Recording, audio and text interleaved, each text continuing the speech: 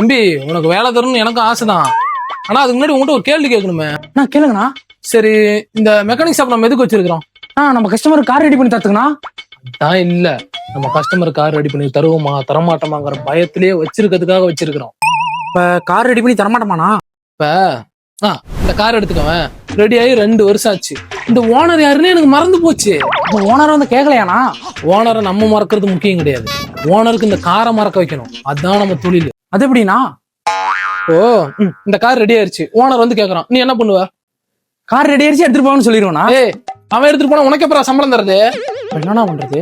2 நாளுக்கு அப்புறம் வர சொன்னோம். 2 நாளுக்கு அப்புறம் வந்தா மறுபடியும் 2 நாள் கழிச்சு வர சொன்னோம். அப்படியே 2 போய்கிட்டே இருக்கணும்.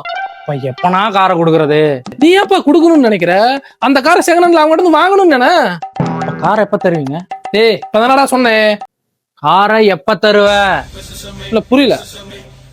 உன்கிட்ட 2 வருஷத்துக்கு முன்னாடி இந்த காரை விட்டனே, எப்பதான் இந்த காரை என்கிட்ட தருவ? நான் 2 நாள்ல வாங்கிக்கலாம்பா. 2 நாளா? 2 நாளுக்கு அப்புறம் வரேன், சாவுக்கு தான்டா வருவேன்.